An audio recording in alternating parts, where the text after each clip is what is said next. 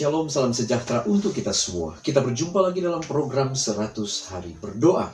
Saudaraku yang kekasih, sebelum kita membawa doa kita kepada Tuhan saat ini, mari kita mendengarkan firman Tuhan. Namun sebelumnya, mari kita berdoa. Bapa di sorga, kami bersyukur untuk waktu yang Tuhan berikan. Sebelum kami membawa doa kami kepadamu, kami rindu untuk mendengarkan firman Tuhan. Berfirmanlah ya Allah, kami siap mendengar. Dalam nama Yesus kami sudah berdoa. Amin. Pembahasan kita pada saat ini adalah penolong, pengantara, dan penghibur, atau helper, advocate, and comforter. Saudaraku yang kekasih, pada saat ini kita akan fokus kepada oknum yang ketiga dari oknum kealahan. Kita tentunya mempercayai bahwa oknum Tritunggal itu ada Allah Bapa, Allah Anak, dan Allah Roh.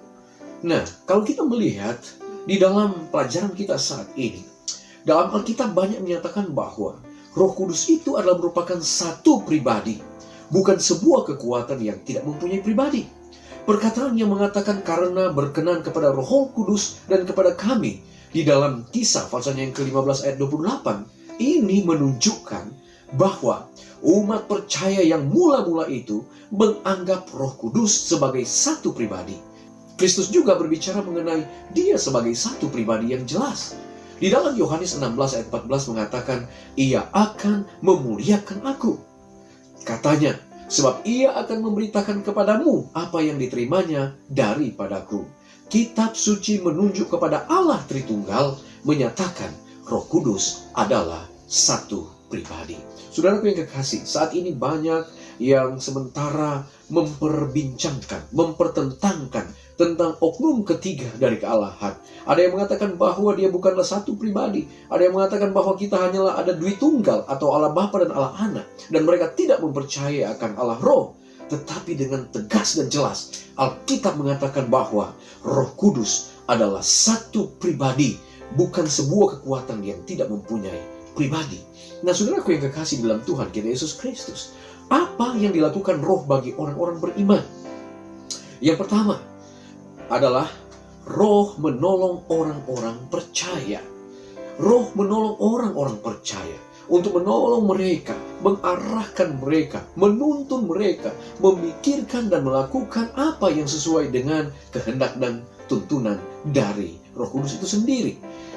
Roh Kudus akan menginsafkan manusia. Roh Kudus akan memberikan pengertian kepada manusia, dan dia selalu menolong kita sebagai orang percaya di dalam perjalanan kehidupan kerohanian kita. Yang kedua, Roh Kudus membawa kebenaran Kristus. Di dalam Yohanes pasal yang ke-14 ayat 17 dikatakan Kristus menyebut Roh Kudus adalah Roh kebenaran. Tugasnya juga termasuk mengingatkan kita akan semua yang telah dilakukan oleh Yesus kepada umat-umatnya. Allah rindu agar kita boleh menerima Roh Kudus sebagai oknum Tritunggal yang akan menuntun kita di dalam kebenaran. Ya, kamu akan dituntun ke dalam kebenaran.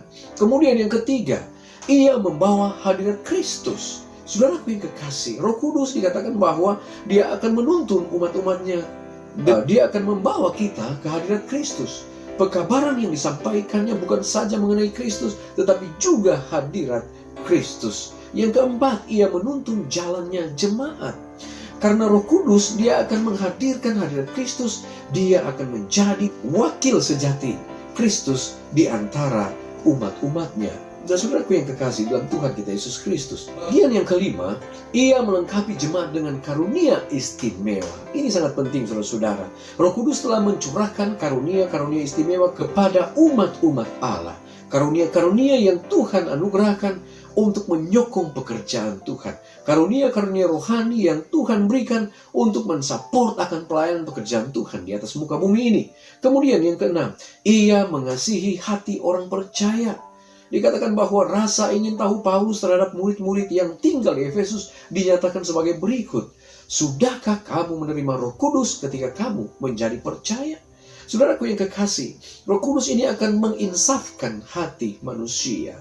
Hati yang sekeras apapun, ketika Roh Kudus bekerja di dalam hatinya, maka Roh Kudus akan melunakkan hati dari setiap orang. Dan mereka yang rindu untuk datang kepada Tuhan akan diubahkan oleh kuasa Roh Kudus. Saudaraku yang kekasih dalam Tuhan kita Yesus Kristus, Roh itu sangat menentukan. Semua perubahan yang diakibatkan Yesus Kristus dalam kita terjadi melalui pelayanan Roh. Sebagai umat percaya, kita harus senantiasa waspada bahwa tanpa Roh kita tidak akan dapat melakukan sesuatu. Di dalam The Desire of Ages halaman 671, Ellen G. White menuliskan, "Namun benar yang kukatakan ini kepadamu adalah lebih berguna bagi kamu jika aku pergi. Sebab jikalau aku tidak pergi, penghibur itu tidak akan datang kepadamu. Tetapi jikalau aku pergi, aku akan mengutus dia kepadamu." Yohanes 16 ayat yang ke-7. Roh Kudus merupakan yang tertinggi dan segala pemberian yang dapat dimintanya dari Bapanya untuk meninggikan umatnya. Roh itu harus dikaruniakan sebagai satu perantara yang menghidupkan kembali, dan tanpa hal ini pengorbanan Kristus akan sia-sia.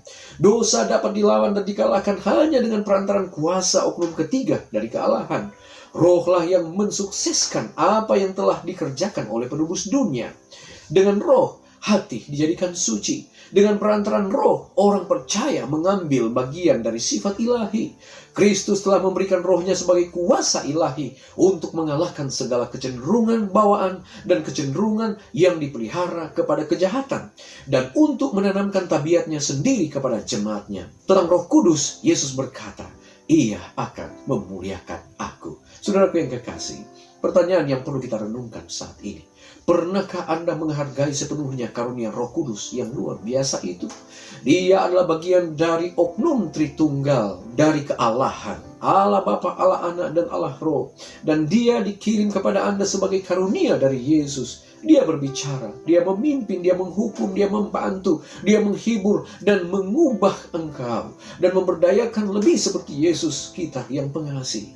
Apakah Anda nyaman untuk mengundang Roh Kudus ke dalam hidup Anda? Pernahkah Anda mengalami Dia yang membuat secara efektif apa yang telah dilakukan oleh penebus dunia?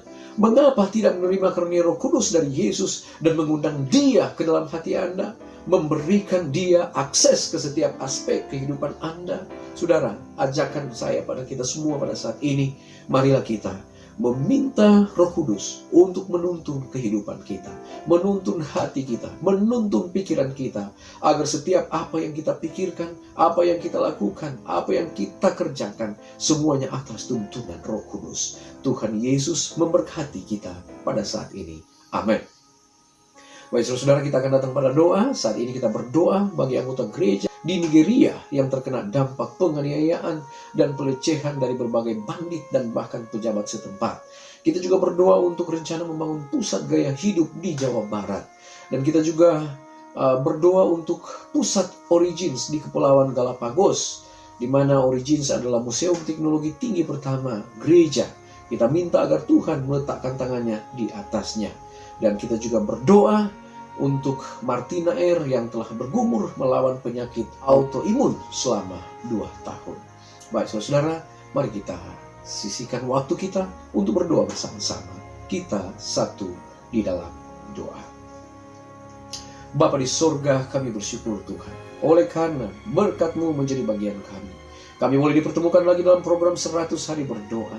Kami boleh belajar sehubungan dengan oknum ketiga dari kealahan, yaitu Roh Kudus. Menyadarilah kami bahwa oknum ketiga dari oknum kealahan adalah Allah Roh. Dan biarlah ini akan selalu menjadi satu berkat untuk kami. Kami boleh mengimani, kami boleh mempercayai bahwa Roh Kudus akan menuntun kehidupan kami untuk maksud-maksud yang baik, sehingga kami akan dituntun di dalam kebenaran. Bapa dalam kerajaan surga, kami berdoa saat ini untuk pokok-pokok doa, di mana ya Tuhan, untuk umat-umat Tuhan yang berada di Nigeria, di mana mereka saat ini mengalami tantangan yang besar. Ada yang dianiaya, akibat juga pelecehan dan pembantaian yang dilakukan oleh kelompok-kelompok tertentu. Tuhan berkati umat-umat-Mu di sana. Tuhan tolong mereka agar mereka diberikan kemenangan. Mereka tetap kuat di dalam Tuhan, tetap setia kepada Tuhan. Kami juga mau berdoa untuk Ibu Martina R, di mana dia mengalami gangguan autoimun. Tuhan, Engkau tolong kiranya agar dia dapat dipulihkan, disembuhkan oleh kuasa Tuhan. Kami yakin ada kuasa, ada kesembuhan, ada pemulihan yang Tuhan akan berikan di dalam kehidupannya. Kami juga mau berdoa Tuhan untuk pusat dari Origins di Kepulauan Galapagos. Tuhan berkati kiranya program ini boleh berjalan dengan baik, di mana ketika pekabaran disampaikan di sana, kuasa Tuhan akan berlaku, sehingga kami yakin banyak yang boleh bertobat di Kepulauan Galapagos, yang boleh menjadi pengikut-pengikut Tuhan. Di dalamnya kami berdoa saat ini Bapa, untuk pergumulan yang kami terus hadapi sehubungan dengan COVID-19. Tuhan berkati, Tuhan akan campur tangan, sehingga umat-umat Tuhan yang telah terpapar disembuhkan, dipulihkan, dan kami juga merasakan bahwa tangan Tuhan yang ajaib akan memberkati dan melindungi kehidupan kami semua. Terpujilah Engkau ya Allah, dengarlah doa kami. Ampuni dosa kami, dalam nama Yesus kami sudah berdoa. Amin. Baik saudara-saudara, pertemuan kita pada saat ini telah selesai. Kita akan jumpa lagi pada besok hari. Mari berdoa. Kita tidak berdoa sendirian. Tuhan Yesus memberkati kita. Amin.